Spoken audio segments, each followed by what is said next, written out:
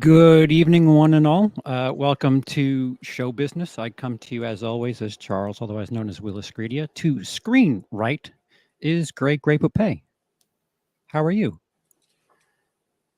Oh, no. Oh, no. No. I forgot. I have not been using the mute in here and using my other one, so I unmuted there. But yeah, still muted here. Scuff. I'm doing great, man. Got out to the desert. It was great. I've needed that. So yeah, glad to be here. Right. How are you doing, sir? You seem to be in a different location. I'd rather be in a desert, to be honest with you. Yeah, so apologies in advance. We're kind of, it's like Gray said, we're doing a little scuff this week. Half of my luggage is missing, late. Oh my God. And that includes a couple of items that are important, like a hard drive, a light. So we're just really Blair Witching it this week. Apologies. Hopefully this ends. Oh my God, that's like the second time an airline's lost like stuff for you, man. I'm sorry. Don't. Why did you? I know that. I experience it. Why would you speak it further into existence? But I'm sorry. And you've heard him speak. Lindsay of My 2 Cents of Nonsense. How are you, Lindsay?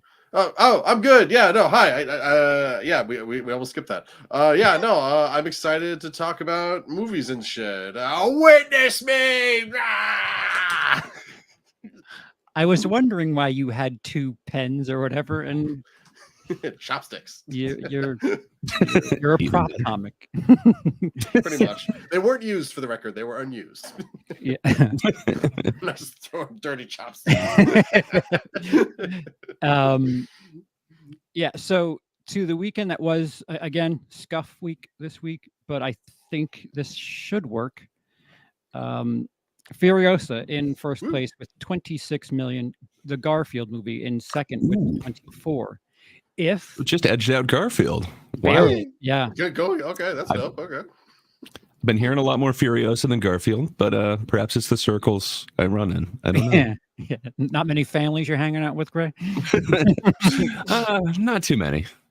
But yeah, Kingdom of the Planet of the Apes fourth, and The Fall Guy in fifth. And yeah, that is probably the noteworthy ones. But yeah, the big news about this past weekend is Furiosa is the worst Memorial Day weekend, including the 4-day. It was $35 million, which is the worst Memorial Day weekend.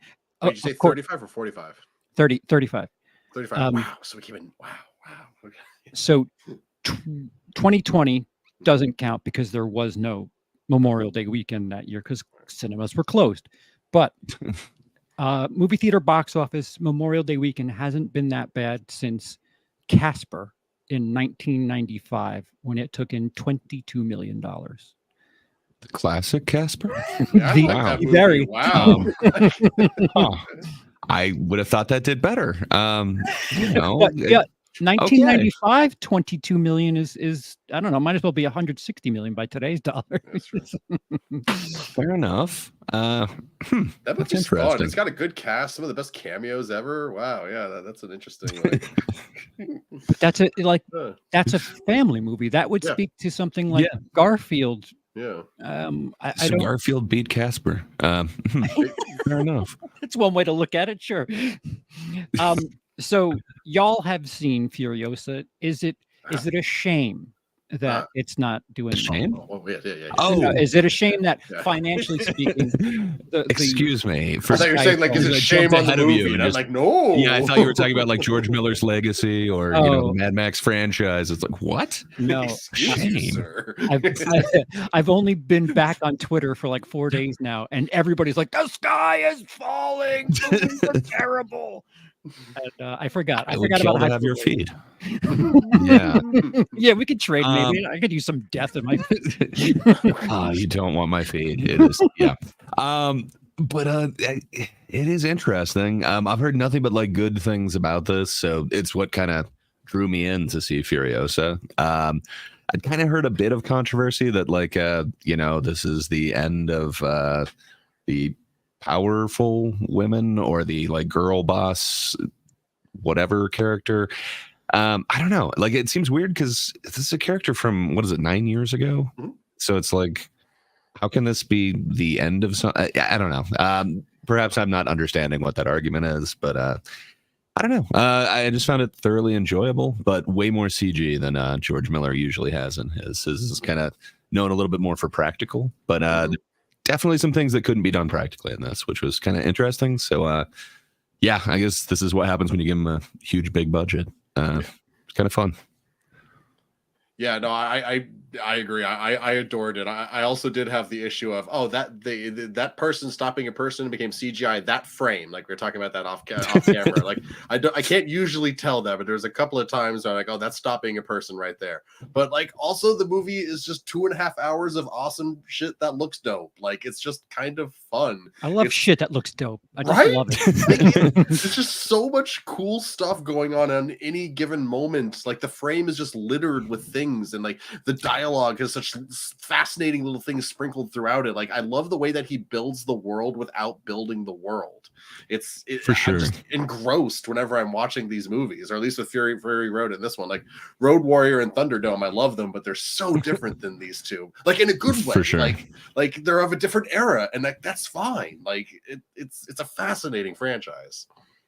Yeah, and this definitely feels like it fits in the Fury Road, whatever part of the franchise, if you will. I don't know. I guess they're calling this a Mad Max story, but the framing, kind of like you mentioned, they're doing something really cool with this one, and I think he did it in the last one as well. But it's just really centered on what the action is supposed to be to make your eyes kind of easier to follow the action, if you will. And it really seemed to work on me, even though this is like I think 40 minutes longer than Fury Road. Oh yeah, I don't know, it didn't really feel like it. I think you could argue there's a little less like story in this one even, but I don't know, it really worked for me. But then again, I don't know, I guess I'm the target audience for this. So yeah, I don't know if I'm unbiased here. I usually like what he's able to accomplish in these films. It was interesting seeing kind of his use of CG in this, George Miller's. But yeah, I love what he put on the screen. Okay, so Sean Chandler had a video that I have not watched yet. If I'm overstepping some of the things that he brings up in his list, apologies. I will check it out at some point. A lot of things going on towards the end of the month. 31 coming up. But he has a video, the 10 reasons that Furiosa underperformed. I don't like the word bomb, especially after COVID. We're not really back yet, and perhaps theaters may never be the same. If you guys had to pick one thing, because I've seen a couple of things, and again, I haven't watched Sean's video. If you had to pick one thing that you would say why this didn't do very well, or it wasn't a very strong box office weekend, what would you say the reason that nobody really went out to see this? So I'm extremely uninformed, so this is just coming out of nowhere. But I think it's the fact that it's 9 years later. Like, we're not exactly chomping at the bit for this. Where I think if this was a little closer to the success of the first of this branch of the series, I think we would have been all kind of clamoring to go see it. But I don't know. I just don't know who was like chomping at the bit to go see this one. But I think everyone who did is pleasantly surprised.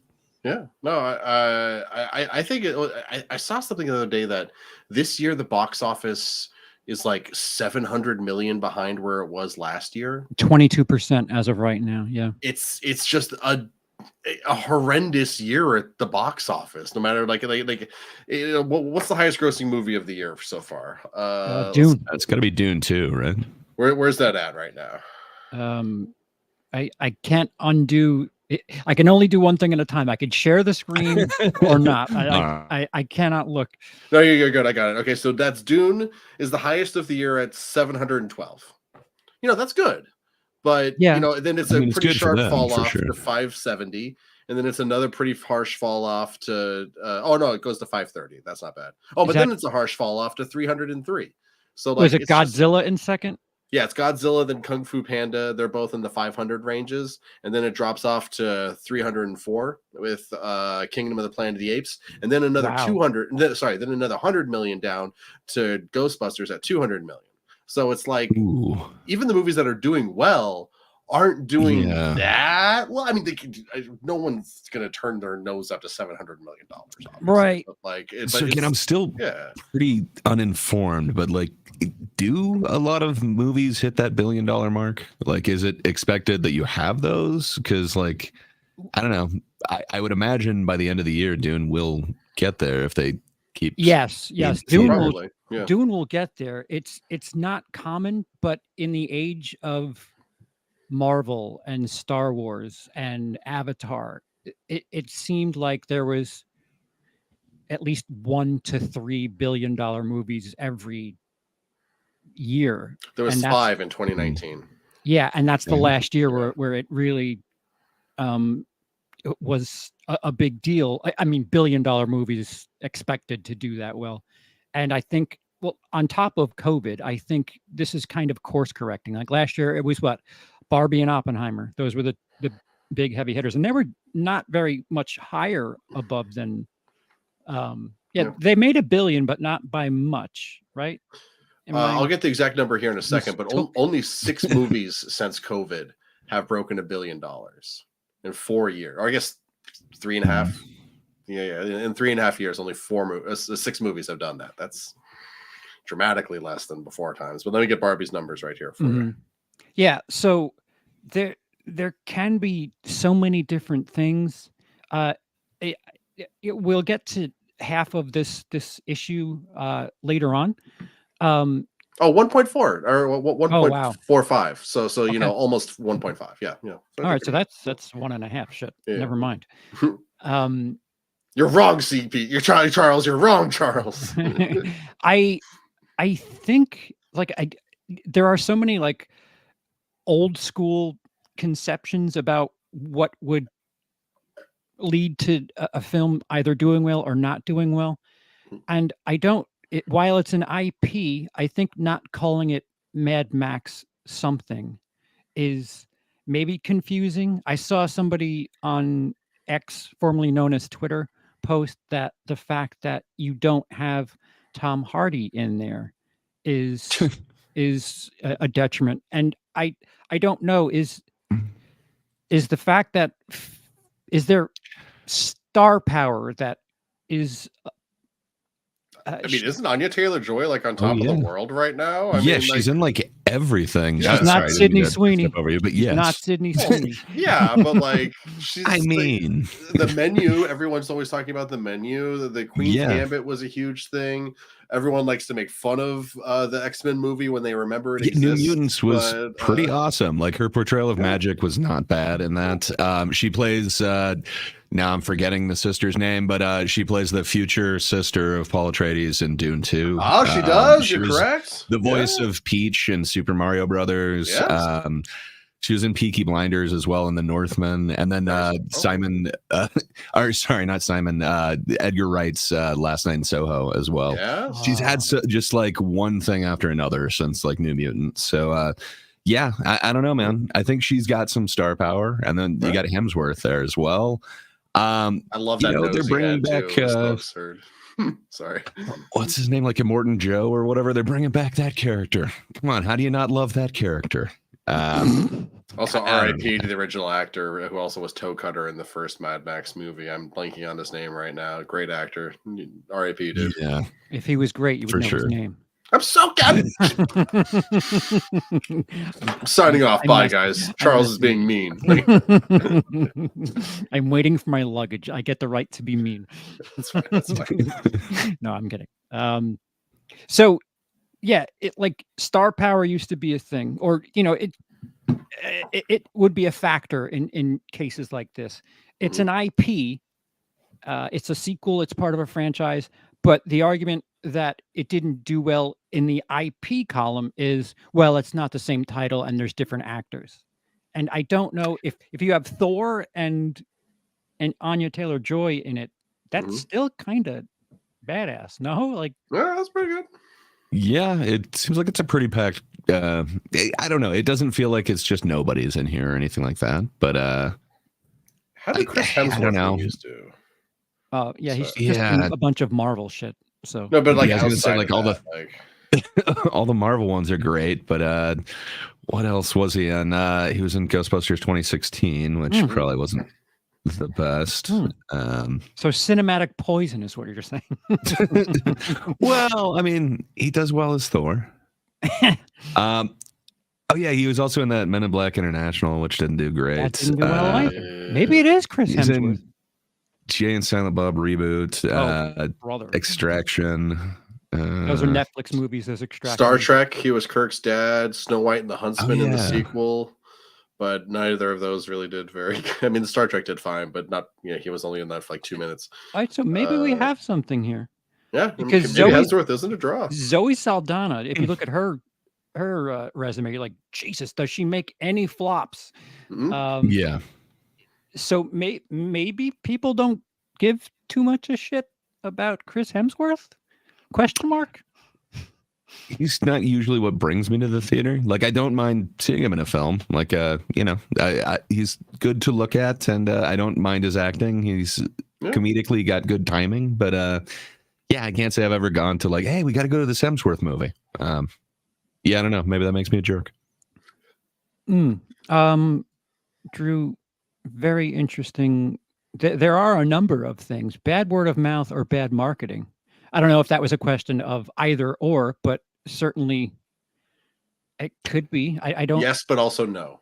It felt like there was some controversy. Like there was some buzz when this came out. I knew it was coming out, and I can't say that for a lot of them. A few of these have kind of gone by. I didn't really know Garfield was out, but again, it might be that I'm not running in the right circles. But yeah, you got to get all that death off of your Twitter feed, man. And also, I like the trailers for these movies. Like Fury Road's trailers were amazing. They weren't quite as hype for this one. Like I still like to this day. Like I remember the Fury Road trailer where they're playing that song like "Save Yourself," and it's like the fireworks are going off as like the song saying "Save." Yeah, like there's so many like little moments of the trailer that still stick in my head, and I don't quite have those of Furiosa, but the trailers all made me want to watch the movie. It looked incredible, I thought. It just doesn't have the same iconicness to it. That could be part of it, though. Maybe it doesn't stand out like Fury Road did. Maybe it just feels like more Fury Road when Fury Road felt like something new. You know what? I feel like Fury Road came out right as I was really getting into the idea of doing a YouTube channel. Oh, yeah. It was the same year we started. Yeah. Was it? Okay. So it felt like that was something like a throwback, like a new generation of action. And well, it was almost all practical stunts, which it doesn't seem like that's what the contemporary films were doing. It seemed a little bit different. Yeah. Actually, so funny story. The pendulum people, the earlier that year at a corn maze for Halloween, I saw them doing that kind of thing. So as like the car was like kind of going through, like suddenly there'd be people kind of like penduluming down on top, and then I saw that in the movie, and I'm like, oh, it's the thing, it's the thing. So, are one of you able to look up the Rotten Tomatoes score, both scores, audience and critic? Because Drew's got a point. Word of mouth. I mean, it all depends on the circles you're in now because of social media and everything. But I've heard that it's good, and it's good, but people don't really want to put their money in that.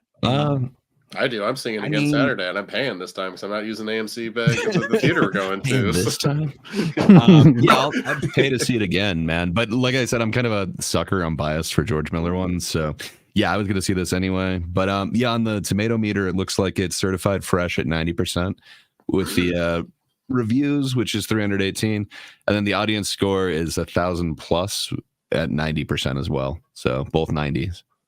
So it's getting good marks. It's just, are people seeing it? But yeah, even on like IMDb, which usually goes a little bit lower than that, they're kind of wacky scores. They're getting 7.9, so it's still up there for an action flick. But yeah, that's not really equating into views, I guess. I love Nico in the chat. Mel Gibson would have made more people go Twitter.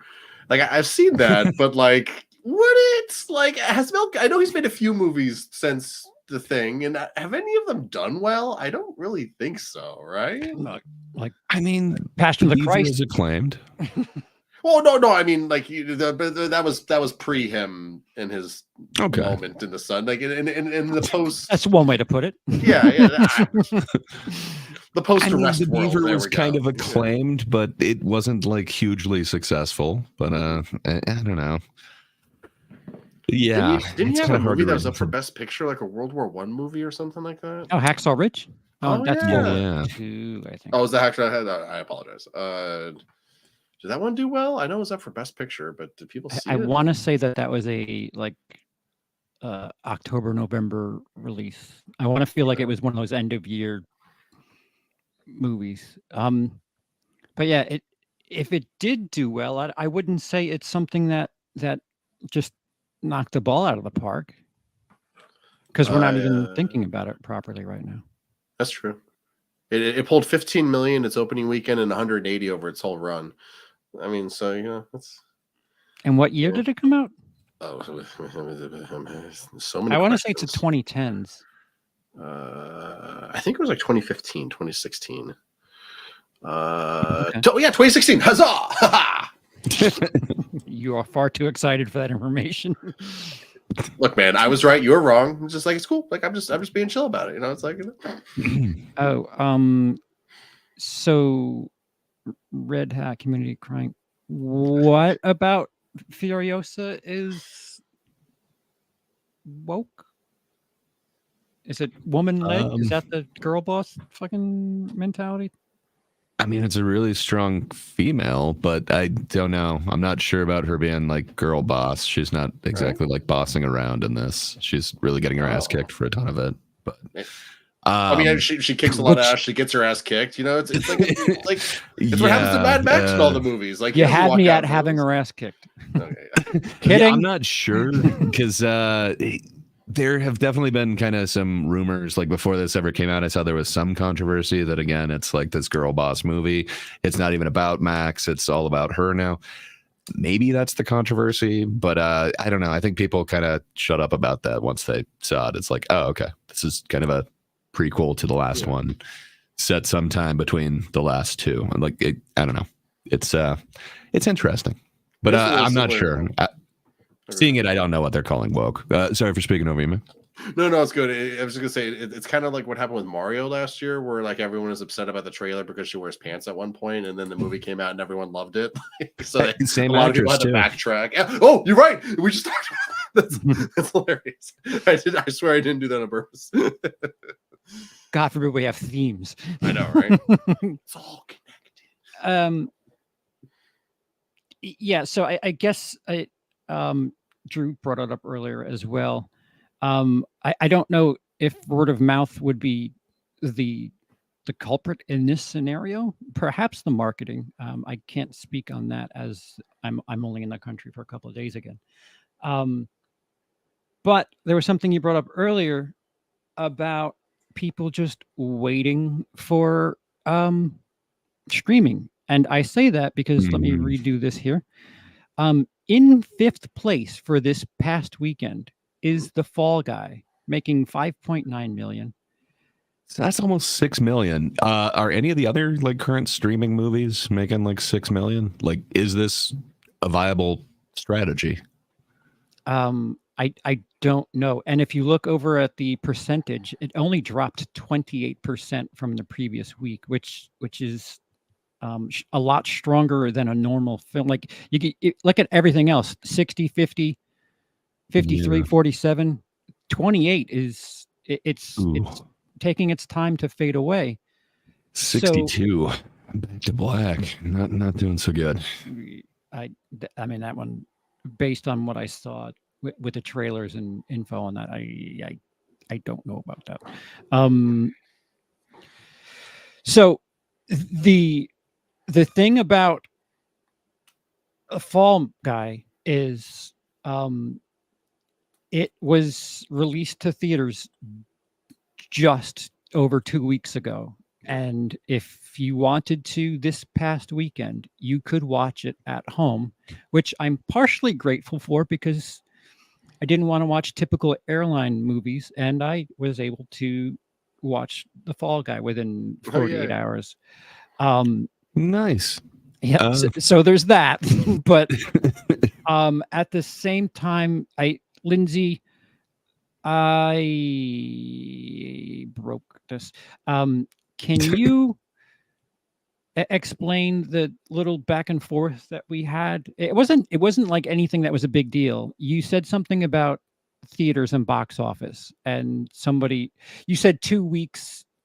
Can you help me out? I'm sorry, I'm doing two things at once. Oh yeah, I made a joke on Twitter about our X or whatever.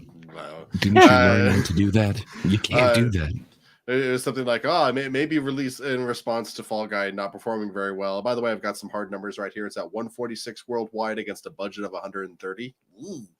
I made a joke that, maybe releasing a movie on streaming 3 weeks after its theatrical release, checks notes, wasn't a good idea. No, that can't be it. And then I had some guy come at me being like, no, only one studio is doing that. That can't be it. But it's like, it's one studio that's doing it now, but it's like for the last couple of years, it's been a thing. The Suicide Squad, Black Widow,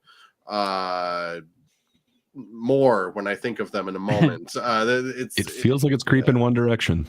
Yeah. Yeah. And we're not counting stars. So this is the VOD threshold. I brought this one out of the retirement home. Disney question mark. Yeah. So during COVID, a couple of distributors managed to get a better deal because COVID really it's done its damage on the theater industry. The NATO, National Association of Theater Owners, not the other NATO. And the important one. Yeah, the only one that matters.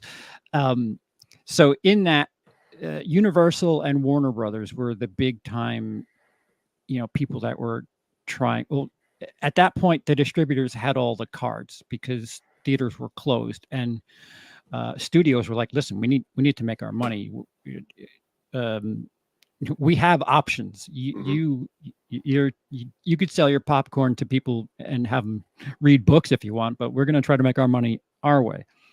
And with that, Universal has the shortest VOD release schedule, which is something that they so far.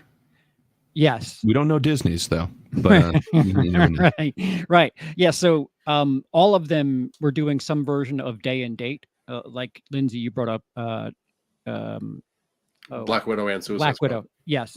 And right, Disney is also Fox now too. So that's interesting. I can't imagine they'd be doing anything like that with Deadpool versus Wolverine. Like that, there's just no way. I would hope so. So Universal, which is the studio that released The Fall Guy, they have the most sweetheartest deal of them all. They have a digital release as early as 17 days later, which is what they did with The Fall Guys. If the film fails to open to 50 million, and it didn't, there's the other one, which is Sony, and that's 90 days if they're releasing it to VOD. But Sony, their deal has caveats if they're going through Apple, Netflix, and Amazon. And I don't know where you get your VOD shit from, but I think I just listed the 3 places to get some sort of streaming movie in Apple, Netflix, and Amazon. Yeah. And this most recent February, Madam Web did not make $50 million, and it was available at home within a month. And then I think now it is was gonna exclusive to Netflix. Ask you about that 98 days for Sony, because I was going to say, does that include Madam Web? I just remember that coming out way quicker than 90 days. Yeah, I don't know if I meant to put an asterisk. Oh no, wait, I think I had. Yeah, there's an asterisk. I just didn't ask you. I apologize. I should have. Well, yeah, yes. So we spoke it into existence. Yeah. So the caveat is, if Sony has a deal with another digital distributor, and of those, it's Apple, Netflix, and Amazon. I guess the only one that's not listed there would be like Vudu or something. Like, I don't know what else you would, unless you're. I mean, some of them go to YouTube pretty quick to rent, but it doesn't seem like that's within like 90 days. It seems like it's kind of more like the 120 days or something like that. Right. And yeah, Stiff Kittens brought up Ghostbusters. That too is Sony. But again, you can rent it through Apple or Amazon. And usually Warner Brothers has the same, they have an abbreviated version of the Universal deal, but it's 30 days for Warner Brothers. And Paramount too has the 30-day deal. And Disney, I couldn't find anything. And wait, is Warner Brothers at 30 or 45? This is sort of 45. It says 45. I'm looking at this. There should be an asterisk there too. Okay. If it fails to make $50 million, they can release it 30 days, not 17.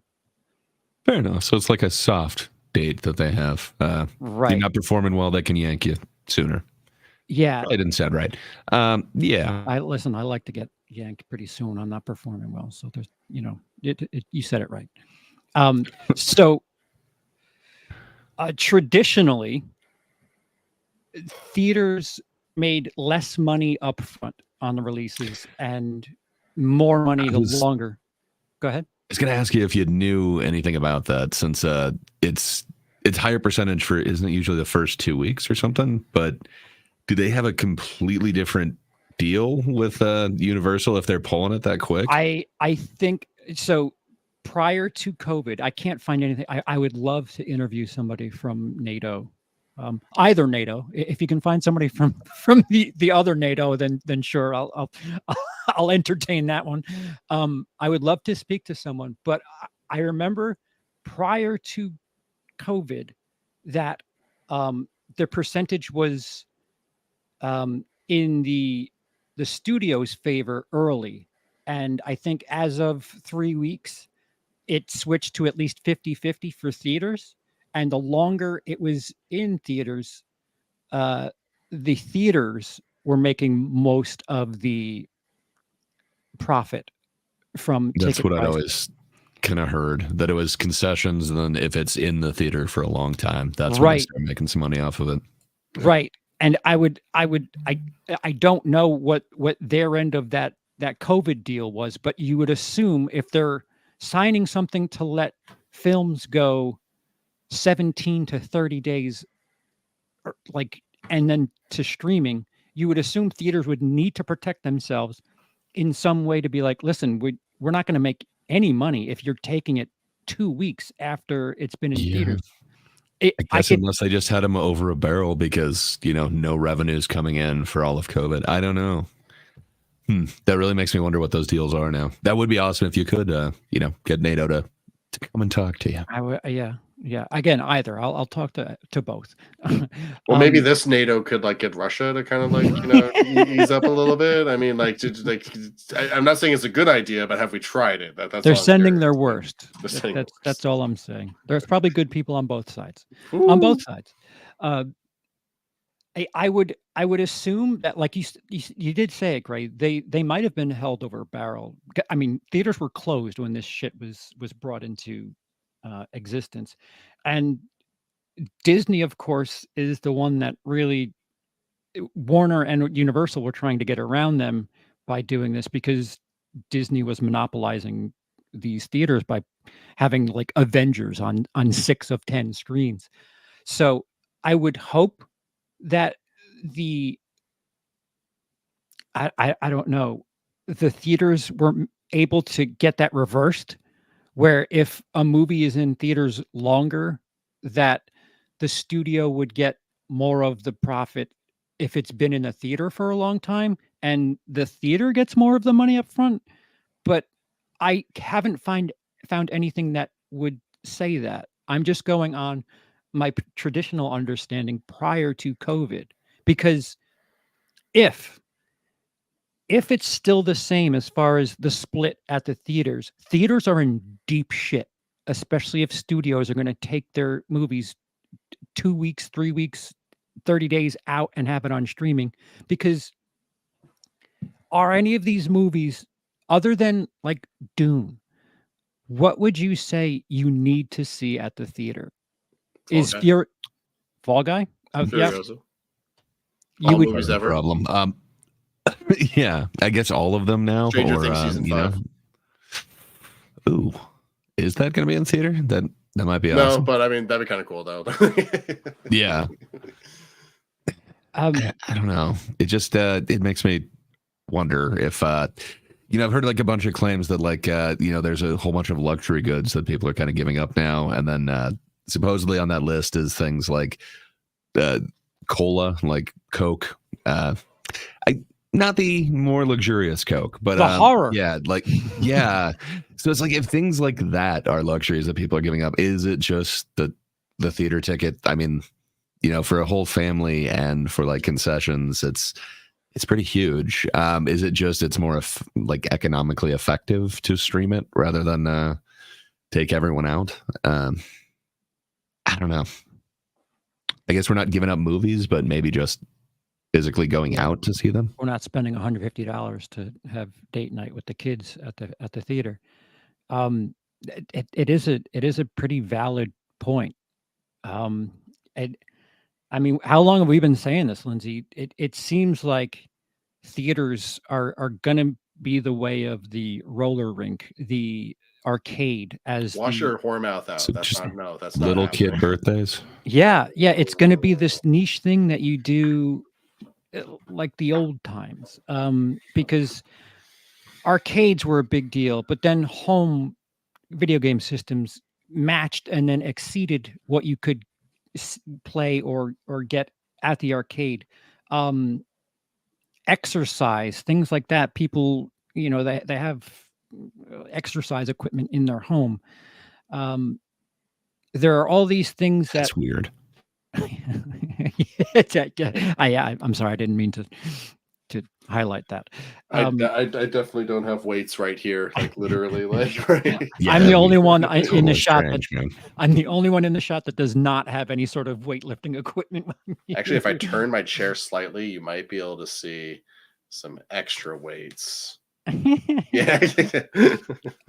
So I guess, is this the beginning? Is this the beginning of the theater industry really kind of being a less big deal?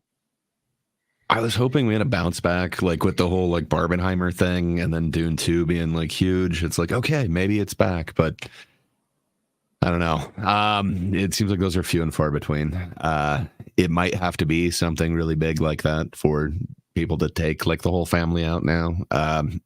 Sadly, I'm not sure. I think this could be the start of the end, which... Well, I think before we're really at any kind of end, the theaters and the studios need to sit down and like renegotiate their deal so that like the tickets to get in can be cheaper. Like, I know that like theaters their prices are what they are because of the deals that they have with the theaters. Well, the world's hurting right now too. Yeah, I know. So just like if they lower the barrier to entry, people will go see dumb movie number 3, The Redumbing, and it's it's just it's so expensive, and I don't know, like, you know, like, I guess there's like things like AMC A-list and other things like that. Regal has its version of it now. Yeah, definitely strip clubs need a lot. Like, come on, man. Like, do you want me to spend the money on? Do you want me to give the girls a tip Dude, or not? Like, what do you want from me? Yeah. I mean, not to shout out a very good comedian I'm aware of, but you know, porn. People don't go to adult stores to shop for porn anymore. It's right at your fingertips. No pun intended. I don't know. I feel like you still need to appreciate the classics a little bit, but yeah.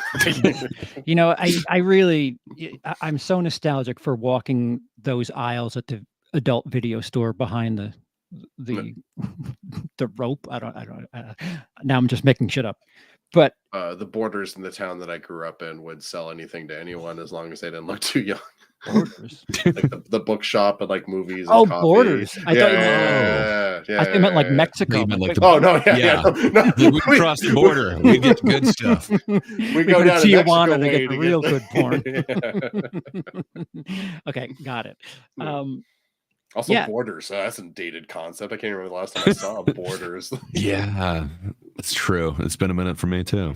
I think we talked about this year actually, that maybe it shouldn't be on the audience and it should be on the studios. Like, how about you not make the customers feel like they're taking a huge risk by supporting something in the theater, and stop spending $500 million on something? You know, Blum model. the Blumhouse model, Blum exactly. model.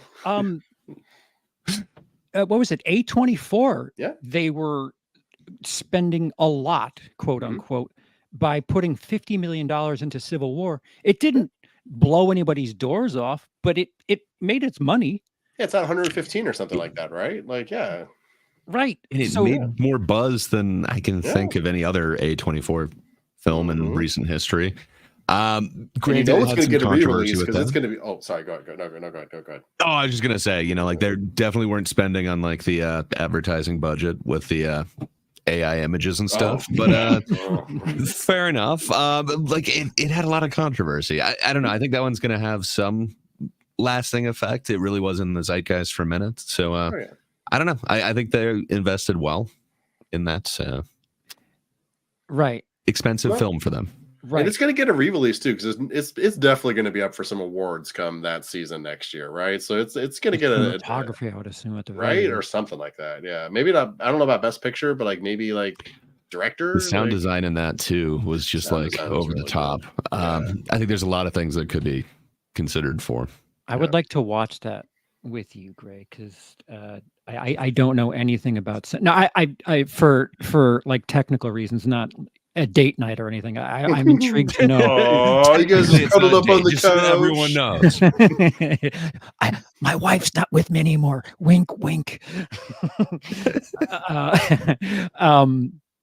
Shit. What was I saying? So technically, it's not a date. That's not what I was saying. I feel like it I don't want to accuse anybody of being like accuse.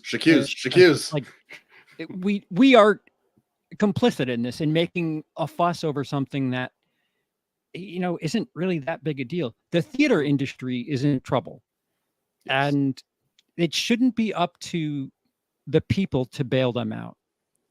It should be, you know, $26 million, while not strong for 5 years ago's sake, is still nothing to sneeze at. No one wants to look at things in context, though, because then that, you know, it makes it harder to spin a story. Everything has to be, you know. I remember right before COVID, Birds of Prey. It came out, and like, I mean, it did okay, but it never got a Chinese release. It kind of came out right on the wave of COVID coming out. So like it had a lot of things going against it. So it didn't do incredibly well, but there were people out there that were saying that it was doing poorly because it had a 52% drop off at the box office. Sorry, a 48% drop off at the box office in its second weekend. And there were movies that weekend that had lesser drop offs than that. So that meant it was a bad movie. It just, you You know what I mean? That the one where they did the funky stuff with the name on it, or am I misremembering that one? That didn't help. I don't think that helped it. Yeah, because it's like when you're advertising under one name and then it's suddenly switch it. It's like I don't know that. No, I like that movie, but the deck was stacked against it. There was just and again, I think it did okay. I think it ended up playing like 120 against like a relatively small budget. Like that wasn't, Can you, in your opinion, guys, do you think Furiosa could be made for what was Civil War? 50 million? Can you make Furiosa for 50 million? I think he'd make it a smaller story. Like he really went big. You can see where he used the money in this compared to like, the old Mad Maxes, but yeah, I think he could definitely do it with less. Like I can't remember what his budget of Fury Road was, but I'd have to think that you could make it although it was 2015 money. So I don't know. To tell you the truth, you'd have to pare the story down for me, but yeah, I think you could do it. So I guess it was about 150 million. So I guess it's not super off of the budget for this one. Well, one thing that the people who made the movie, like Miller and company, are really proud of with both of these movies is that I think they were either no injuries or almost no injuries. And when you start cutting corners and you start cutting costs, you're going to risk your stuntmen. Especially if you're going to insist on doing the practical stuff, like he was saying, or like that Miller likes to do for these movies. So I don't know if you could safely, without at least extremely pulling back on some of the scope on some of the scenes, which I think would hurt the movie. Like big scenes and really big in scope. So like I don't know. There's some really big set pieces that definitely cost money in this. So one of them took 70 days to shoot. Yeah. And I think it's only 18 million more in budget since the last one, but it was 9 years ago. So I'd have to think the money stretches less nowadays, but I don't know. Right. Yes, Big Rod. I saw a family bring in takeout Mexican food one time after I lost all fear. Excuse me. One time after that, I lost all fear of sneaking in snacks to a theater. And that's kind of the thing. If I go to screeners, which I haven't, you don't pay for those tickets.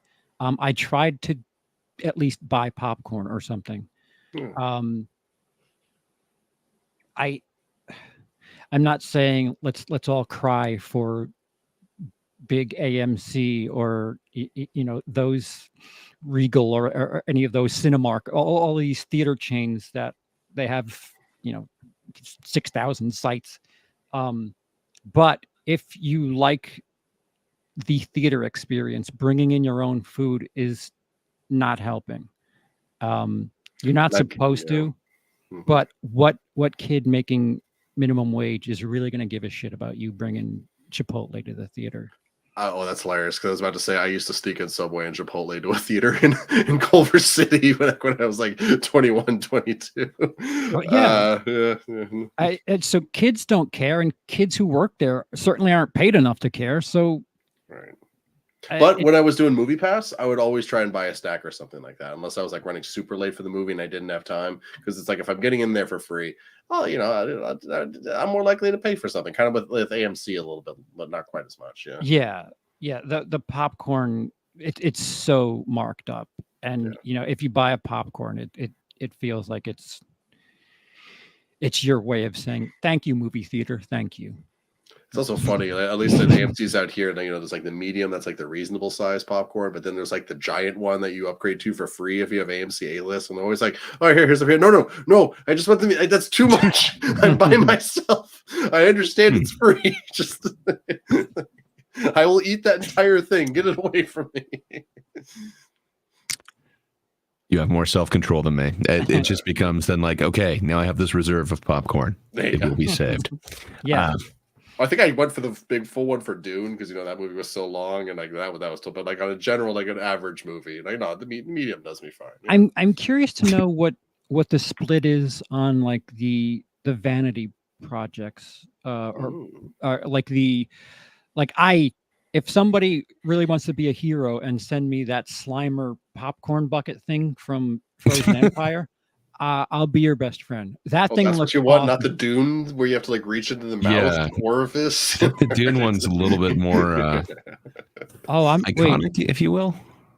I'm not familiar with it. Wait, what is it? It's the Oh. sand snake thing that is Yeah, a popcorn bucket? you reach into the Sarlacc pit. It's pretty good. No. Yeah. It's got like the little teethy things too. You have to like reach in through. Yeah. Oh, Teethy that's things awesome. too. The teeth. All right, so I need 2 buckets to be people's best friend. The Sarlacc pit and the Slimer thing I thought was awesome because like it was like see-through or something and Oh, that's cool. The Slimer one was cool. They also had a trap that you just set popcorn on a trap and then you Trap? get this. From Ghostbusters, like the Oh, like the ghost ghost trap, trap. if you will. that's Oh, the thing with the Sorry if you were thinking yellow another and black type of trap. stripes. Yeah, I like that kind of music, but I don't know why. I put for popcorn sure. in it. Who doesn't? They built a popcorn box out of trap music. Don't ask how. It's not the Yeah, the popcorn bucket technology is really skyrocketed this year. They're doing great. So I from Dungeons and Dragons the other year. Oh, is it not there? They had the big D20 dice that they were putting the that would actually the be pretty cool. popcorn in, and I have it somewhere. I thought it was right behind me, and I do keep my dice in it for D&D. yeah. I had props 4 days ago, but now I don't. Yeah, I have a lot of buckets that I've picked up from my times going to see Avengers, Star Wars, any Star Wars merch. I'm such a simp. Yeah, or give it to me. I don't care. R2D2 with popcorn in it, sure. So, and I've noticed that theaters are selling like toys and other things that are part of whatever the intellectual property is that they're featuring. Is there a chance that they're making a decent enough amount of money on those things where you're paying like airport prices for a shirt, but at least they're benefiting from that? Do you think there's a chance that is how they're making some of it up? Maybe. I mean, I do remember back in the day. You guys ever been to an ArcLight? And I think they're mostly in LA. But they would have like little like merchandise things out in front, like like leather jackets that had like the name of movies on it. Like it was all extravagant, way overpriced. But every now and again, I'd see someone trying one on, and then I'd see them in the movie theater wearing it. So like, but yeah, I do. Theoretically, I guess you just sell one a day, like you're doing okay, and maybe a couple a week, you're probably doing okay. I don't know. Yeah. Oh, Big Rod, $10 super chat. Wow. Thank you, sir. Big Rod. That's awfully Big Rod of you. Yeah, man. Thanks for the entertainment, fellas. Thank you, Big Rod. I don't know if you can hear this. Yeah, thanks for watching. I don't think I can hear it. I can hear you. Is that playing? What? Do you hear music right now? No. Hang on. I mean, no more than I usually do. All right. Yeah, I've always got circus music in my head. But all right. So, Rod, excuse me. I apologize. Scuff as ever this week. I have a sound that I associate with super chats that I haven't figured out how to play it. Not all of my tech is with me right now, so I'll hopefully have that fixed for the next time we do this. But thank you. Just imagine me playing the Money, Money, Money, Money song.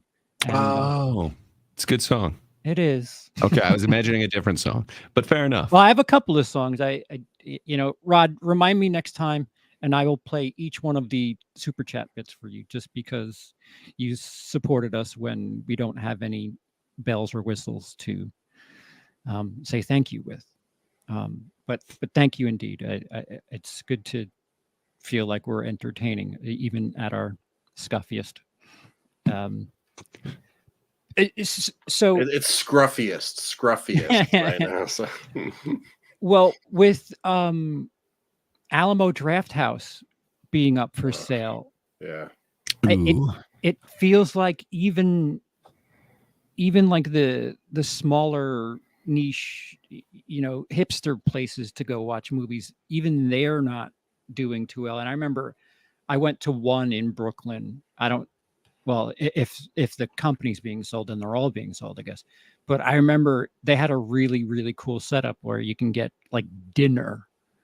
Yeah, they have kind of a niche theater like that in my town. It's fun. I gotta be honest, it doesn't detract that much as you'd think it would. But like somebody bringing in like takeout dinner to a regular theater. But I don't know, man. I would have thought for sure like that would be so. Again, it's kind of more extravagant prices, but you're getting the luxury of having a meal in a movie. That's kind of extravagant. So I don't know. I guess I just would have thought that would be luxurious enough that people would do that. But you're saying like even those are shutting down around you.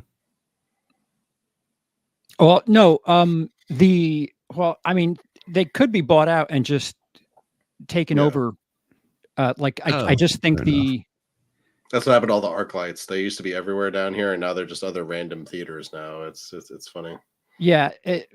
So I don't know what the 1v1 comparison would be for Alamo Drafthouse, but I remember I was employed by Lowe's Theaters, and they were bought out by AMC, and they just threw the AMC logo on all the various Lowe's theaters.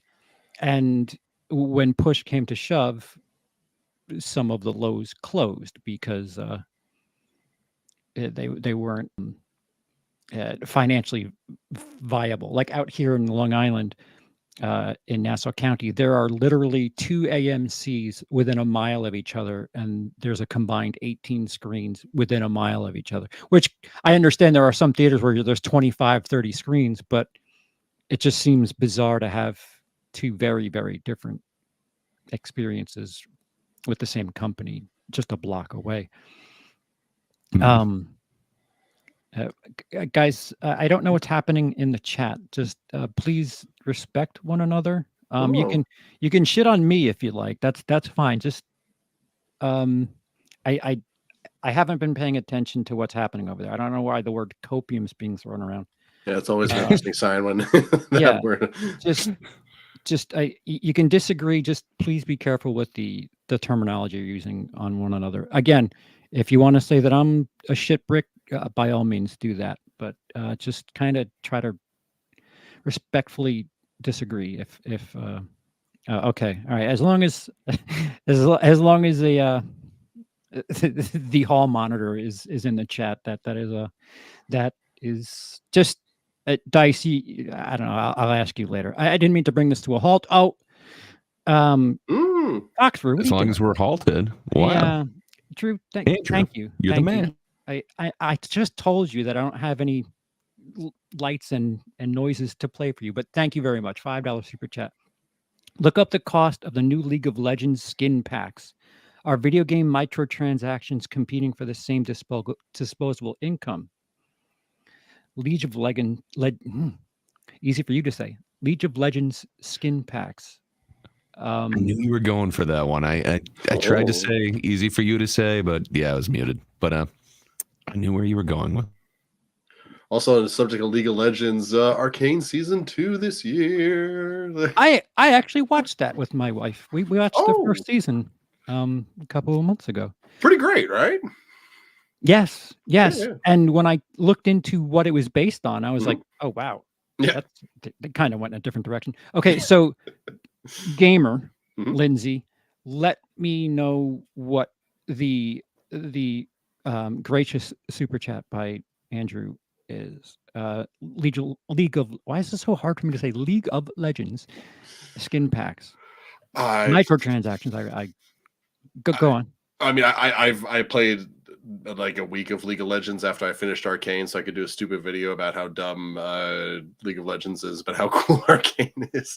I didn't really get into the game very much, but I'm assuming, it's a free-to-play game, and there's 150 different characters, and some of the characters cost money, and their skins and cosmetics and all that cost money. So I'm assuming some of them are probably pretty expensive because the game's free. I used to be a big Overwatch player, and then it went free to play, and now it's like 20, 30, 40 bucks for a single skin for a character. Like, sometimes you can change the belt or the weapon on that skin after you drop 40 bucks, but in general, it's just 40 bucks for your Mercy to look slightly different than other players' Mercies. And I don't get me wrong, there have been games that I love, and I've dropped, like $10 on a skin here and there, but like, yeah, it's getting absurd. And I don't know. Gray, are you looking up the price? Well, okay. Yeah. So $40 does sound a little bit absurd, but apparently there's Another one that's around $300, and then their newest one, the 59260 RP, goes for $500 for just the skin. And I guess it gives you the top version of it with some extra effects and animations, all 100 levels of the event pass unlocked. So it's kind of like a battle pass. It also gets you into this, and it unlocks a whole bunch of stuff for you too. So it's not just one skin. $500. Yeah, do you not want to do the work but still get the stuff? Like, come on, glory costs money. I what would be the comparable for the theater experience? Renting out the theater for? Yeah, I guess you get to rent out the whole theater. It's a private showing. I don't know. You don't have to wait in any lines. Wow. $500. Jesus. It made it all the way to Forbes. That's where I was just seeing this report of it. So are we thinking about that tomorrow? I think so. Since Andrew brought it up, I'm pretty sure he has some thoughts. And Hydra, he'll probably have something to say about it. Yeah. So thinly veiled shout out. Join us over on that Darn Kiddish channel tomorrow for Thinkers. We'll probably discuss this a little bit more at length, amongst other things. But that $500 is you could buy a system. You could buy a PS5 for that, right? Isn't it? Is it $500 or $600? I don't know. So this one's 500, but it is like in honor of the greatest League of Legends player of all time, Lee Faker Sang Hyuk. So it's the Faker skin. But they're being inducted into the Hall of Legends in this new event that includes this whole new kind of battle pass that you need to get entry to. So it seems like you're getting some stuff for it, but yeah, you're paying for this premium. But the skin looks kind of cool. I'm looking at it. It's a chick with like 11 foxtails or something like that. Kind of cool. Thank you, Juice Mean. I listen. There's some people that like we talked about this a couple of weeks ago. I had Call of Duty Warzone, and it was free. It was free to me. And then over the course of 3 years, I look back. I'm like, oh, I spent $50 on this. What the fuck? How did I get bamboozled like this? What the hell's going on? Well, kind of similar how to like with AMC A-list or Movie Pass or whatever. If I get into the movie theater for free, I'm more likely to buy popcorn. If the game is free, and I get a certain affinity for a character, I'll drop a little money here and there. Like me and some friends played Fortnite for a while, and I found one skin that kind of actually, funnily enough, reminded me of Jinx from Arcane, and so I spent $5 to get that skin just so I could run around and have my Jinx fantasy, and. It just depends on the game, depends on the price. But God, yeah, $5 seems reasonable. Yeah, right? I don't know, 500 though. Like, I guess you are getting everything unlocked. You don't have to go through all of the grind. How often do the season pass resets? Because that's the thing, right? They reset, right?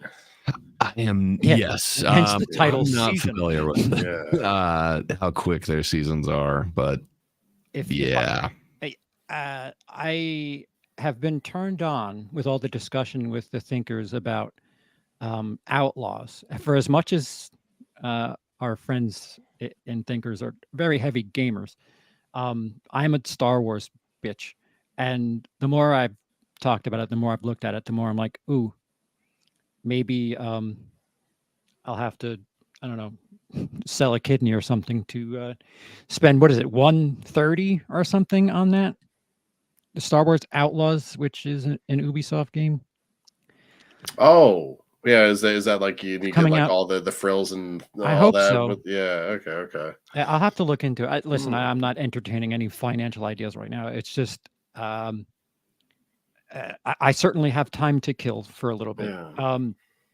But do companies like Ubisoft, AMC Theaters, Disney, all of these big, I'll try to tie them back in together.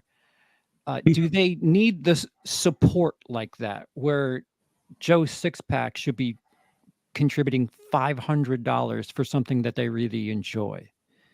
Where I've put money into various projects. Like I when I was in a better situation financially, I contributed a couple of $100 to Super Troopers 2. Nice. And that was something that I supported. I helped get that movie made, and I feel like what I got in exchange was very hearty, and I felt like I was genuinely helping something get made. Whereas I don't know again, this is a guys, please, if you're watching this in the future, that darn kiddish channel, we'll probably be discussing this on Thinkers Doing a Think. We'll probably cover this a bit more because I don't know, Lindsay, unless you can speak on that, or Gray, I don't want to speak out of turn in regards to gaming stuff, but is $500 really worth something like that? I'm a cheap bastard, so I would say no. Like I play games that you do have like skins that you can buy and everything like that. I don't. You get them through like seasonal events and stuff. Like I don't know. I'm fine using the base model, but again, I'm a cheap bastard, so I don't know that I'm the market for this. Like I hear that and it's like, yeah, there's a zero shot I'm ever gonna pay for that. But you know, I'm not exactly a league guy, so yeah, it's. Oh, all right. Well, just let's turn the knob a second. Is there something? Come on. Is there something that you would pay that price for? I don't think so. Like I dig a lot of the stuff in Diablo 4, which is what I'm playing now. They do have like a whole bunch of things that you could actually pay for. I don't know. I'm just fine with like the standard stuff. So, but I don't know. Again, I'm cheap though. I assume I'll find what I'm looking for eventually in the game if I just keep grinding. I think I do agree with you. Like I had no intention on. I'm not really a shooter guy, but Call of Duty, I played it for a while, and I had no intention on spending money. But after a couple of years, I had dumped the price of a brand new game into it, and I don't even remember. Makes sense. I mean, like you're gonna upgrade the gear that you have, like if it's a hobby that you're actually, you know, pursuing. Like even if it's like a physical thing, like eventually you're gonna get better gear. You know, it kind of makes sense if you're investing that time into it. Yeah, like a little bit of money doesn't seem like that big of a deal to invest back into it to make it more enjoyable. But I haven't had money like that in a very long time. I don't know what the fuck. What I was just a cheap bastard. So I just look at it like I paid for the game. Like I don't really want to keep buying new stuff. But yeah, some people do. You know, it makes it a little bit newer, a little bit fresher each time, especially if you're using like just seasonal gear or just like the seasonal outfit or whatever. I don't know. I see people all decked out in them in a bunch of different games, and it's like, okay, I'm assuming they paid for that. If not, you know, their skills are way bigger than mine. They got way more time to grind. Lindsay, what about you? What's funny is I still remember the first time I was playing a game and then I ran into like a microtransaction. It was Dragon Age back in like 2008. So I just ran into this like random character. It's like, oh, I've got this golem for sale. Are you interested? And I'm just like, wait, whoa, yeah. Like, okay, what how much in game? Okay, if I got to grind for this, but then he starts like talking about like prices and stuff like that and entering credit card information. I'm just like, what? No, oh god, nah. Go. This is a single player game too. I'm just playing this by myself. It's not like I'm playing World of Warcraft online with someone. No, I'm not paying for that. But now it's like every game has that, and it's normalized. And I've also definitely dropped money on some of that stuff. It's just weird to think that like 16 years ago I was completely against it, but over time, yeah, you know, it becomes normalized, and then you kind of do it without thinking about it. Sometimes it just depends on your investment in the game and how you feel about it. And I'm trying to think how you would. I mean, trust me, theaters will do everything that. Studios will do everything they can to make any extra money. So I'm actually kind of shocked that nobody's thought of this yet. How would you do something like that to get people to go to the theater? Because again, I don't think studios are suffering. I think with their short release window, they're like, well, sucks to suck. But you can rent this now on HBO Max and fucking Disney Plus and all this other shit. And theaters are like, guys, we're fucked. the popcorn isn't going to bring people in like this. Is there You've seen the something? bucket though. I mean, Well, listen, I've said it before. I'm a popcorn simp. I wonder if there's like buckets like on the back end, like an end game themed bucket, like a couple years later. Are those worth money to like collectors online or anything if like they that? are, then I have some money Oh, there you go. in London. No, in England. I wonder if like a theater could like hoard those, like drive up the demand, and then like a couple of years later just be like, oh, all these are for sale, and It's just, I guess that's what I was asking about, like the merch. Mhm. It's a weird, different business model to approach. Like, how would you do the microtransactions at a theater? What would you have, like different endings or something? Like, oh, you want to see the bad guy win? Well, here's a here's a you pay to scanning. unlock the ads. Yeah. I don't know. Like if Oh my God, commercial. everybody has 3D glasses, so they just pump a commercial in there part of the way. Yeah, I have no idea. By the way, I'm seeing Avengers Endgame popcorn buckets going from $15 to $50 online right now, just with a quick Google. So I don't remember what the hell I paid for it. Yeah. Less than that, I'm sure. I'm sure Probably. less than 50. Well, if it less than 50, Yeah. maybe more than 15, maybe. It was $48.95. Okay. Yeah, that's kind of fascinating. So I cannot say this enough. That Darn Kiddish channel tomorrow, Thursday, Thinker's doing a think. I'll represent the cinematic element of this equation, but I don't think microtransactions. I don't know how. Like, I think maybe you there's have like it a version that with like decent, like deleted scenes. Like if you, that's like $16 for the regular cut, or $21 for the director's cut, or $26 with the director's cut and the nudity intact, or just something like that. Like I think that'd be like the only way. But then also, like, how many different theaters do you have dedicated at any one time to showing different versions of the same movie? But hold on, that you're talking about studio stuff. That's distributor stuff. That they have to release that footage. What can a theater do to make money off of a person going to the movie that they're just borrowing while they try to make popcorn money? Hire someone to give foot rubs to people while they're in the movie theater. Yeah, massage chairs. I don't know. They've already tried the luxury recliners. I don't know if that's really working to get people in there, but it's justifying higher prices. Yeah. I don't know. The only thing I can think is, like, if we do get some way to unlock ads or something, different price tiers. But even then, I don't know. Because if they're changing the price of the ticket, I'm sure it's in their deal with the studios that they get a percentage of it, probably a higher percentage too. So I don't know. I'm not sure. It looks like it would have to be concession-wise. So I don't know. Get a really fun mascot character that everybody wants a toy of. Okay. I don't know. Ooh, that's kind of what they do, Drew. Unlimited movies for a year with a guest pass. They kind of do that with AMC Stubs, or whatever, Stubs Premiere, or whatever the hell it's called now.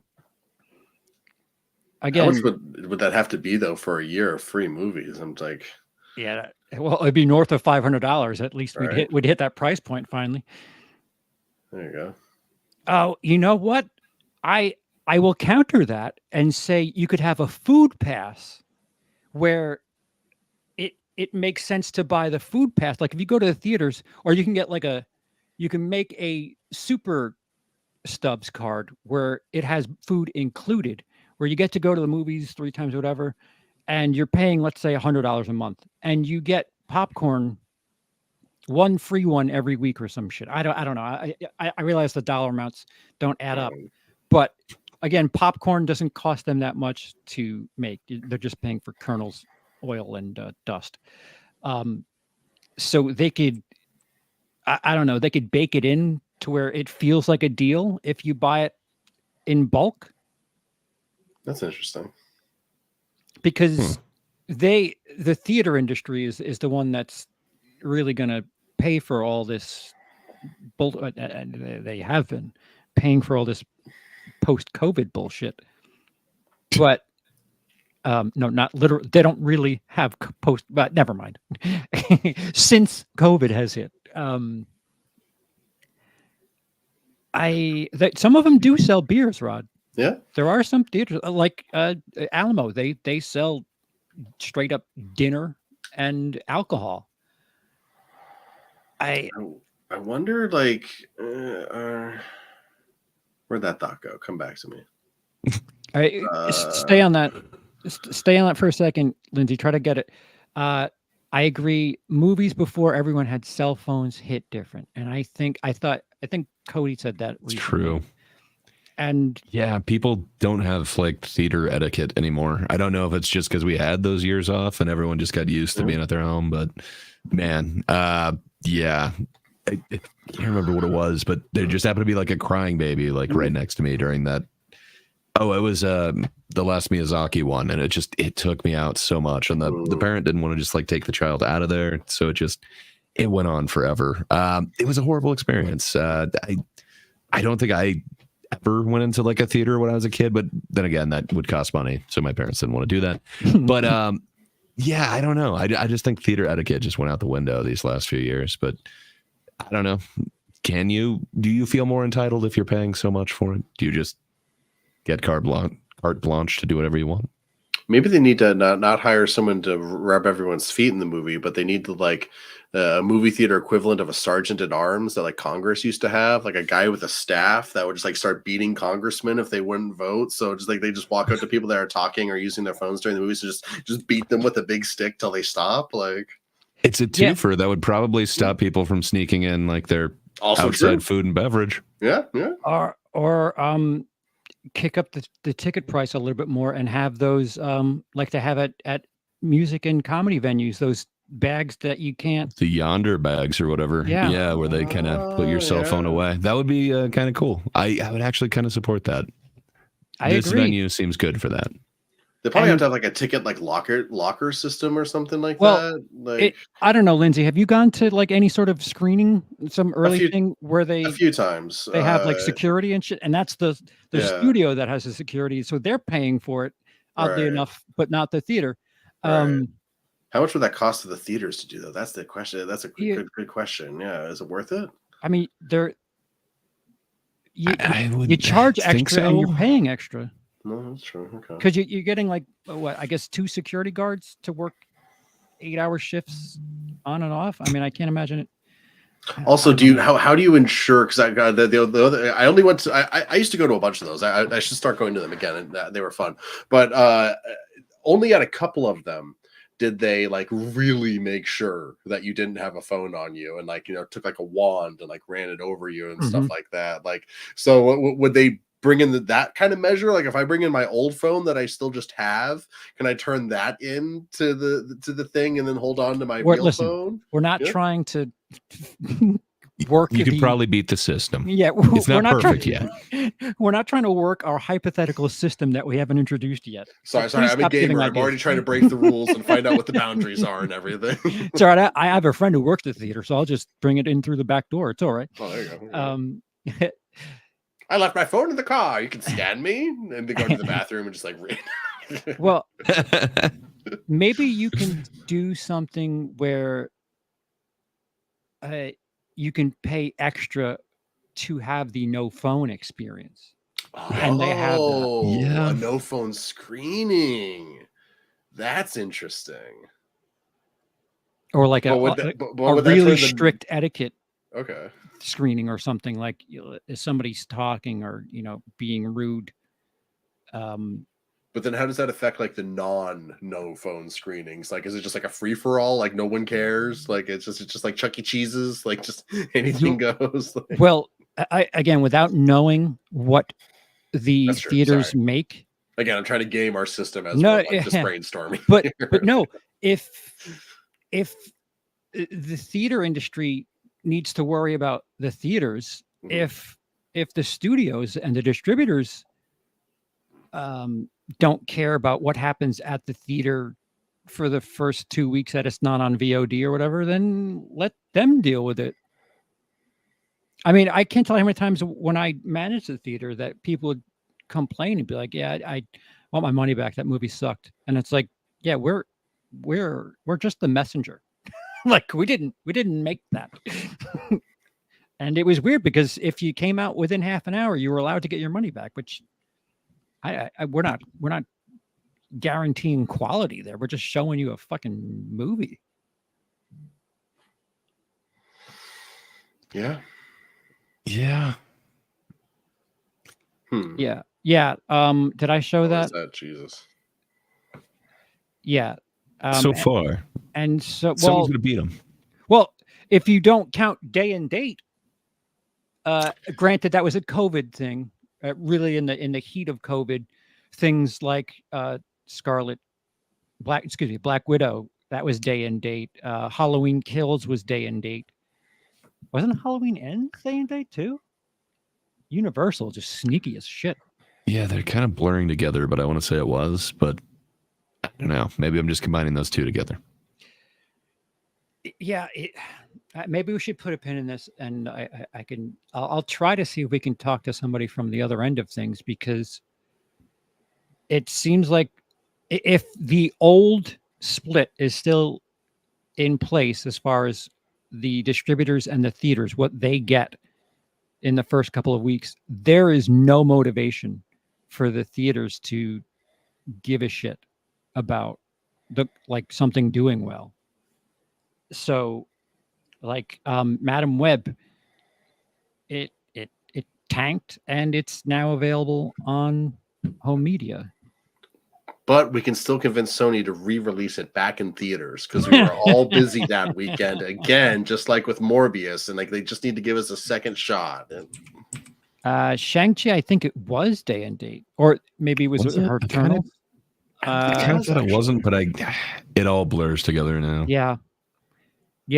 The one I remember. God bless Christopher Nolan. He really wanted Tenet to not be affected by COVID, and it's the most, I don't know, unrememberable theater experience. Oddly enough, unmemorable is what the word I was looking to say. It had Shang-Chi had a 45-day exclusive theatrical release. Okay, I was going to say, I thought I remembered it being there, because they got like 75 in US and Canada for the opening weekend. So not horrible. I would assume that they wouldn't be on VOD at that point. Troy, interesting in regards to the phones. You should pay extra to have your phone there. Well, I mean, they already think they're better than us, you know?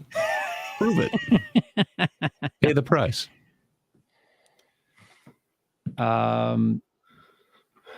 Okay, so Wonder Woman 84, Dune, and Malignant. Wonder Woman's Warner, Dune, Warner. Malignant? Dune was? That's weird. I did not think Dune was, but that's interesting. I didn't remember that either, but I do remember Wonder Woman 84. That was around Christmas. That was on Max, I believe. But since Max, Max was bought out by Warner Brothers, so hard to keep track of who owns what. Yeah, it is. What's even gonna get released, even if you do figure out who has what, if it's Warner Brothers. Malignant, I don't know if that was day and date. I would have watched that opening night. Okay, hold on. I'm trying to see if I can do some quick research here. As a parent, I don't know if I'd go to the movies if I had to pay extra for my phone. Yeah, fair enough. Oh, so wait, so hold on. Like all 2021 Warner Brothers films, Dune was streamed simultaneously on HBO Max for a period of 1 month. The film was then removed from the service and followed the normal home media release schedule. Similar to the process. Sorry. It's similar to 1984, it says. So those were both probably something along those lines. Yeah. So it's streamed. Because I just have a vague memory of like the DVDs and everything coming out and like some announcement of its actual release. But fair enough. I guess they were trying all sorts of new things that year. Yeah, and I don't know if that's damaged everything where it's beyond like we brought it up. You have these things like Oppenheimer and Barbie Hmm. where I don't know, part of the gimmick was going to do a double header. Yeah. As silly as that is,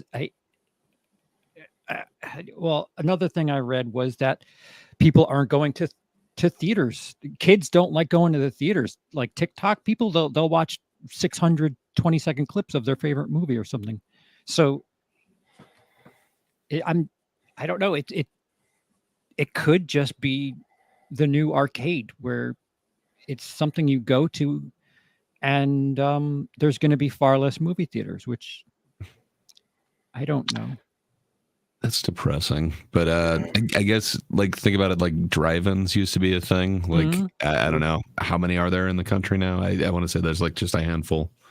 Yeah, that might be what happens to theaters in the next 10, 15 years, where there's like Yeah. one in a county or something like that.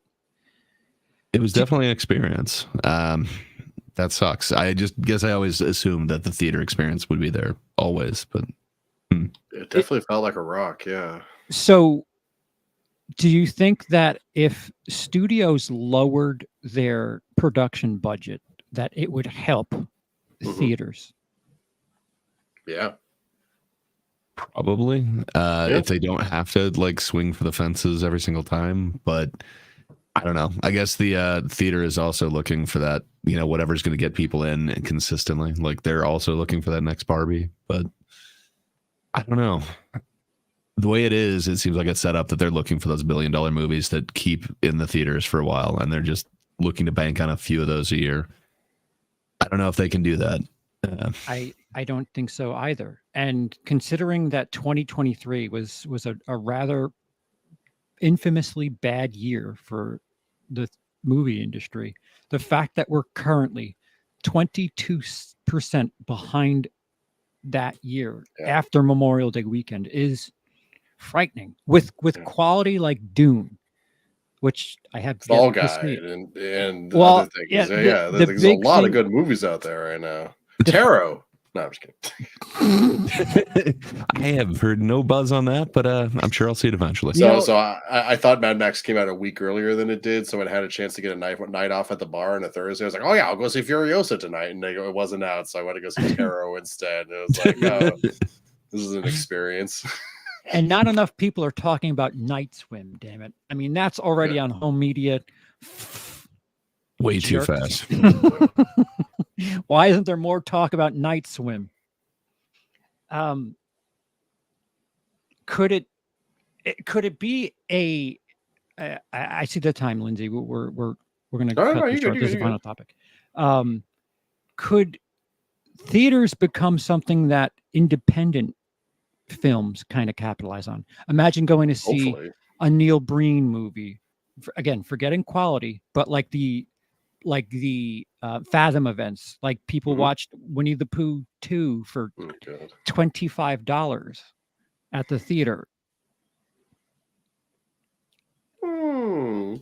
Is that a possibility to save theaters? Yeah, I don't think you're going to have these mega chains, but I don't know. Like the art house theater in my town, it's still doing great. Like it doesn't seem like their business has really dipped. Those are the people who really do kind of, I think even the chat was saying it, like the art house crowd kind of respects the cinema. Like it is an event and they are going there and they know what they're going there for. I don't know. I always like going there. It's just a little bit tougher to get to. It's always crowded. So I've even gone to that less. So I don't know. I think it's definitely a way to preserve that, but I'm kind of wondering if that isn't kind of the roller rink thing. We're going to get kind of art house ones, and then everything else just goes straight to streaming. I don't know. Yeah, there's a theater in Manhattan. Lindsay or Gray, either of you, can you look up what the CEO of Netflix said about? There's something about. They said that their child watched Lawrence of Arabia on their phone. And I want to make sure I at least paraphrase close to that. I know I saw it in passing, but I didn't save it to show to everyone. If you can look it up. Ted Sarandos bragged that his son watched Lawrence of Arabia on his phone one day ago by the Rap. That looks like the one. Yeah. Oh, and sorry. Netflix's Ted Sarandos slammed for bragging that his son watched Lawrence of Arabia on his phone. Actually made my skin crawl. But who said that it made my skin crawl? That was Andy Ortiz who said that. Looks like. So yeah, Netflix is probably the one company that does not have to worry about what we're talking about because they are streaming. They are also releasing things to theaters. They're kind of doing the best of both worlds. And I don't know, as a cinephile, the idea of watching Lawrence of Arabia on a phone is absurd. You don't get the grandeur, the scale of it on that little screen. Like it's a I wanna pretty clear picture now. I want to know if they watched it in horizontal or vertical mode. I just remember watching, just to make it even worse. but specifically like Lawrence of Arabia. I remember watching it on this crappy like tube television from way back in the day. Like it was a very fuzzy picture. I don't think it would look nearly as good as on a phone, but still, I don't know. It's a trade-off. Like I don't think that was meant to be experienced, you know, mere inches away from your face and kind of doing something else at the same time. It's definitely changed it, and the sound is going to suffer. At least my crappy fuzzy tube thing had really good speakers, and you could kind of get the vastness that is the soundtrack to that one. But I don't know. It does seem like there's trade-offs. I bet it is a very clear looking copy, and they could probably make out more detail on that than I could on my old TV and VHS. But I don't know. I don't think that's the way it's supposed to be experienced either. That one would be awesome to experience in the theater. I haven't had the pleasure. My dad made sure I had that when I was a kid. He took me to like some big Cinerama Dome in order to see it for like some special screening they were doing here in LA. It was pretty awesome. I don't think it's incredibly damning, but the fact that it's the Netflix guy, like yeah, of course my kid watched a movie that's pretty well. He streams all the greats. Right. Netflix should probably. Granted, it's not the business that's saying this; it's just the guy. Kind of stay out of this one. But I don't know what the answer is because it seems like there's a lot of what's going on with theaters, and what is the last decent movie that wasn't an IP that was released? It's Civil War, I think, and even that it only did 30-something million. So, are we just in a new normal? Man, what was the last big like original movie other than Civil War? I guess Oppenheimer. I guess that's a historical thing. So no. Yeah. Do you count biopics in original? That's a very tricky question. It's been a while. I mean, Gray, you said it at the top. I think we just need to reset everything, and $1 billion will have to be a very big deal now. Mm-hmm. I would think so. If that's the model that they're banking on, which the music industry was doing this for a long time too, that it's like they were backing a whole bunch from what they expected all of them to fail except for just a couple, but then that was supposed to make up for everything else. That's a really bad model. I don't know. Maybe we should be looking for, just kind of hits, not necessarily home runs each time, but I don't know. So Andrew's bringing up, could Barbarella be the next Barbie? Maybe, but even then, like it's again another IP. Like even like the Fall Guy, like it is an IP, even though a lot of people today aren't really familiar with it. I don't know. They're not doing a lot of originals right now, which is interesting. There's a lot of smaller ones that are kind of original that I've really been digging. Like I don't know. I really like Late Night with the Devil. There's a few other ones, but. They do horror kind of lends itself to a little bit lower budget for sure. So I don't know. What was it feels like that community is still strong. What was the AI thing with Late Night with the Devil? It was So supposedly the interstitial, so like the cards where it's like coming back from commercial and stuff like that, was AI art. The number 3 has been thrown around that there were 3 AI images. It's probably more than that, like including the owl in the background. So apparently they weren't necessarily like paying artists or whatever, but I don't know. That seems less egregious than the actual like advertisement for the movie, kind of like Civil War, where, you know, like that you'd assume would be like some iconic image that you'd want to give to an actual like artist, as opposed to something like "We'll be right back" or whatever the card is. No, I agree with that. I want to see Late Night with the Devil. I just haven't gotten around to it yet. It's what's his name from Suicide Squad, Dashamel David. Yes. What is his actual name? It's apparently I get corrected every time I try to say it, but it's like David. That's Malkian or something like that. So it is name, but perfect. Okay, I cool. cannot pronounce. Yeah, I just always screw it up. So I'm sure that's not the correct pronunciation, but that dude's awesome in whatever he's in. Right. If you're watching this in the future, please comment down below what you think the answer is to why just everything isn't doing too well, because all the politics Chicken Little people are saying your girl boss. There are people that are saying that there's not enough girl boss. Like and then people saying that theaters charge too much money. The telephones, all this. Excuse me, cell phone. Okay, boomer. Which is the most likely thing that you think is causing so much disappointment at the box office? And it could just be that people just don't want to spend money right now, and that appears to be it regardless. But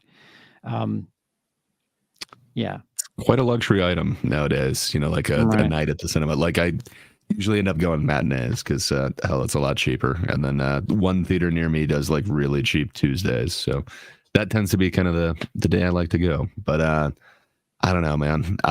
It just seems like it's gotten out of hand, the price on it. But right, yeah, and I don't know. Again, we've established I'm a cheap bastard, so that might just be me. But no, I get access to stuff weekly, but I'd have to go into the city, and there are times where I'm like, it's not worth the travel cost to go see a free movie. It's just not worth it.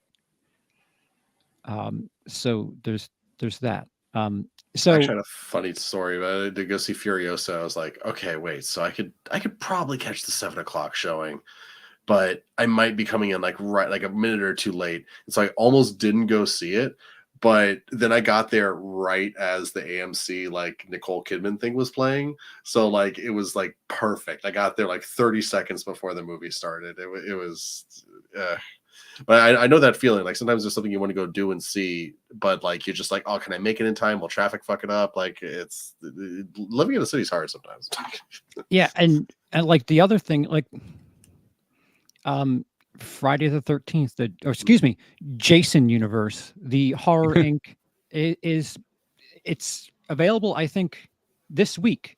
The Jason DLC character is available in the Multiverses cartoony fighting game, and I think even the studios, this case is a little different. They're spreading their wings and going in different directions, because when I think of Jason Voorhees, I think of video games.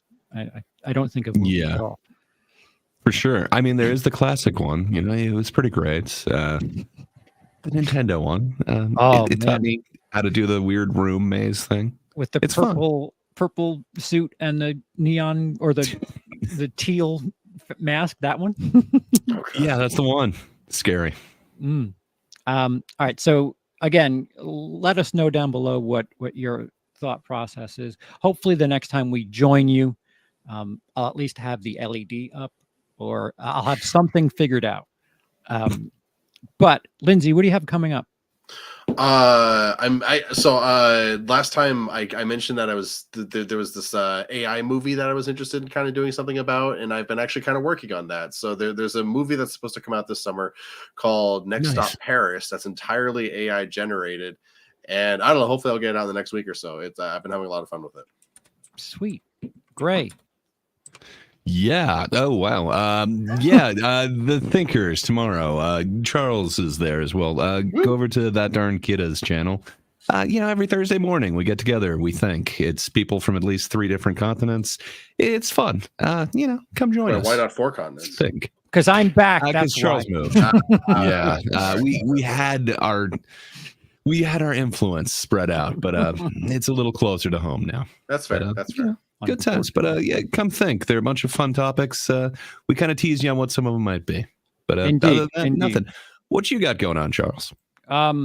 So I've alerted supporters of this issue, and the fact that I don't have a light on me says something.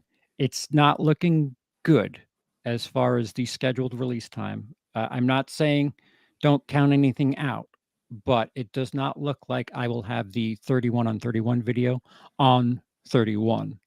I haven't heard from the airport yet in regards to my luggage, which has all of the footage and my camera lens. My scheduled 2 important things. Yeah, my like I have this guy, but I can't even. There's no lens. At least the good news about that is there's lenses back at the flat. But the one I was brought with me, it's not here.